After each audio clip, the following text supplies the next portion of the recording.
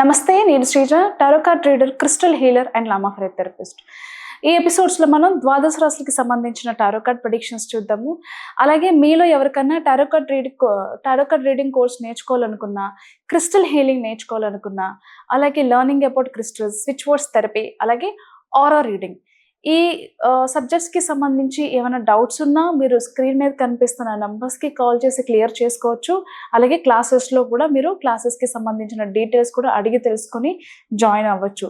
అలాగే చిన్న రిక్వెస్ట్ ఏంటంటే కనుక, ఈ మధ్య చాలా రోజుల నుంచి కూడా నేను అబ్జర్వ్ చేస్తుంది, అంటే కొన్ని వీడియోస్లో చూస్తుంది కూడా ఏంటంటే, ఎవరైతే డాగ్స్ని అడాప్ట్ చేసుకుంటున్నారో, బ్రీడ్ డాగ్స్ని, అంటే కొన్ని సోషల్ మీడియాలో చూసి ఇన్ఫ్లుయెన్స్ అయ్యి మోటివేట్ అయ్యి కొన్ని డాగ్స్, లేకపోతే పిల్లలు అడిగారని చెప్పు డాగ్స్ తెచ్చుకుంటారు, బ్రీడ్ డాగ్స్ని తీసుకుంటారు. కొంతమంది స్ట్రీట్ డాగ్స్ని కూడా పెద్ద మనసుతో వాళ్ళు అడాప్ట్ చేసుకున్న సందర్భాలు కూడా చూస్తూ ఉంటాం. కానీ మేబీ టైం ఇవ్వలేకో,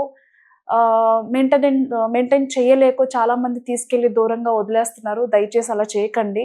ఫస్ట్ మీ నుంచి ఏదైతే ఆ ప్రేమ కొద్ది రోజులు మీకు అలవాటు పడ్డాయో, మెంటల్గా చాలా స్ట్రగుల్ అవుతూ ఉంటాయి. అంతేకాకుండా ఫిజికల్గా వేరే స్ట్రీట్ డాగ్స్ ఏదైనా అటాక్ చేస్తే కూడా ఇబ్బంది పడే అవకాశాలు ఉంటాయి. కాబట్టి ఎవరైనా ఫామ్ హౌస్ లాంటివి, ఎవరికైనా డాగ్ అవసరం ఉంది అనే వాళ్ళు చాలామంది అడాప్ట్ చేసుకోవడానికి రెడీగా ఉంటారు, ప్రొటెక్షన్ కోసమైనా సరే. అలా అయినా చేయండి.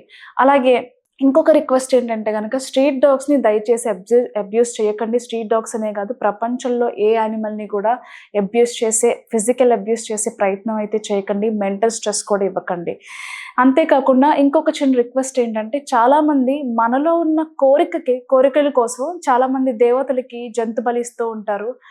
అది ఎంతవరకు కరెక్ట్ కాదు. జంతు బలి ఇవ్వాల్సిన ప్లేస్లో మనం దానికి ప్రత్యామ్నాయంగా ఇంకేం చేయొచ్చో కూడా శంకరాచార్యుల వారు మనందరికీ తెలియజేశారు. కుంకుమ పూజ కానివ్వండి, అనాథులకు అన్నం పెట్టడం కానివ్వండి, బట్టలు లేని వాళ్ళకి బట్టలు దానం చేయడం కానివ్వండి. ఇలా అదే కాకుండా కొన్ని డిఫరెంట్ పద్ధతుల్లో మనం ఏదైతే చెయ్యాలో మనకు అది ఆల్రెడీ తెలియజేశారు. కాబట్టి అలా ఫాలో చేయండి. దయచేసి జంతు బలి మాత్రం ఆపే ప్రయత్నం చేయండి. అర్థం చేసుకోండి. మీరు నన్ను ఈ విషయంలో తప్పుగా అర్థం చేసుకున్నా నాకు వచ్చే ఇబ్బంది ఏం లేదు. Thank you. ధనుసు రాశి టారో కార్డ్ ప్రెడిక్షన్స్ చూద్దాము.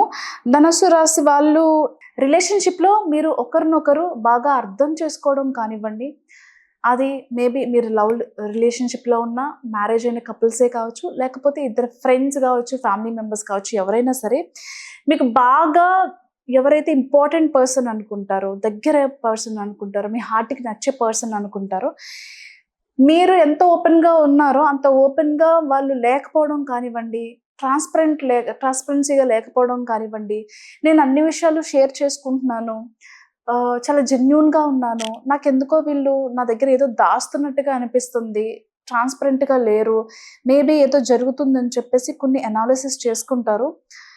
ఖచ్చితంగా ఏంటంటే ఒక మోసానికి గురయ్యే అవకాశం కనిపిస్తుంది. అంటే మేబీ వాళ్ళ ఫోన్ కాల్స్ కావచ్చు, చాటింగ్ కావచ్చు, మీతో మాట్లాడే విధానం, మీతో ఉండే పద్ధతి ఏదైనా సరే ఎక్కడో రిలేషన్షిప్ అనేది మిస్బ్యాలెన్స్ అవుతుంది. నేనున్నంత ఓపెన్గా, నేను ప్రేమించినంతగా అవతల వాళ్ళు మనకి అంత ఓపెన్గా వాళ్ళు లవ్ అండ్ ఎఫెక్షన్ చూపించడంలో కానీ ఏదో ఎక్కడో తేడా కొడుతుందనే విధంగా అవతల వాళ్ళ బిహేవియర్ ఉండడం కానివ్వండి, వాళ్ళ మాటలు కానివ్వండి, ఖచ్చితంగా మీకు ఒక విషయం తెలిసే అవకాశం కూడా కనిపిస్తుంది. అంటే మీరు కాకుండా వాళ్ళ లైఫ్లో వేరే ఉండడం కానివ్వండి, లేదా మీరంటే ఇంట్రెస్ట్ లేదు అనే విషయం తెలియడం కానివ్వండి, దీంతో కొంచెం మనస్తాపం చెంది ఎమోషనల్ ట్రామాలోకి, ఎమోషనల్ డిప్రెషన్లోకి వెళ్ళే అవకాశం కనిపిస్తుంది.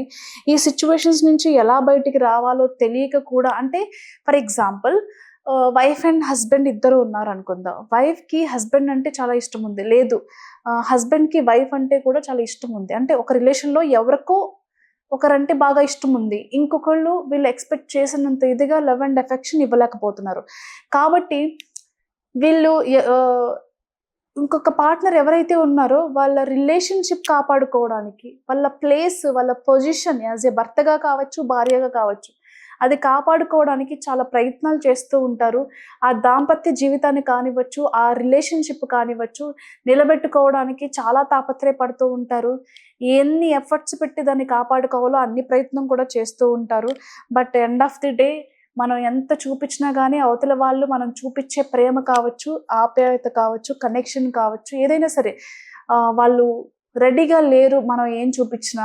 వాళ్ళు ఆల్రెడీ మూవ్ ఆన్ అయిపోయారు అనే విషయాన్ని తలుచుకొని మీరు ఖచ్చితంగా ఒక ఎమోషనల్ లాస్‌గా దాన్ని డిప్రెషన్‌లోకి వెళ్ళడమో, ఎక్కువ ఓవర్ థింకింగ్ చేయడమో అయితే కనిపిస్తుంది. దయచేసి అది ఓవర్‌కమ్ చేసుకొని బయటికి రండి.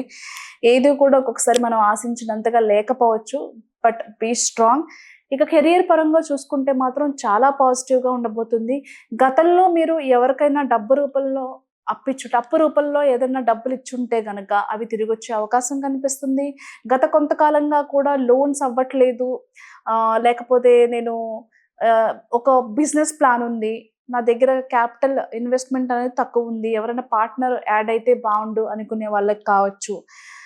ఇలా ఏదైనా సరే మీ అమౌంట్ అప్పు రూపంలో కానివ్వచ్చు, అడ్జస్ట్‌మెంట్ రూపంలో, హ్యాండ్ లోన్ రూపంలో ఎవరికైనా ఇచ్చున్నా, లేదు మీకు తండ్రి లేదా తల్లి దగ్గర నుంచి ఏదైనా స్థిరాస్తులు వచ్చేవి ఉన్నాయి. బట్ కొన్ని రీజన్స్ వల్ల అవి ఆగిపోతున్నాయి అనుకున్నవి ఏదైనా ఉన్నా గానీ, ఖచ్చితంగా అలాంటి సమస్యలన్నీ ఈ వీక్‌లో ఒక దానికి ఒక పరిష్కారం దొరకడం లేదా దానికి సంబంధించిన శుభవార్తలు వినే అవకాశం కూడా కనిపిస్తుంది.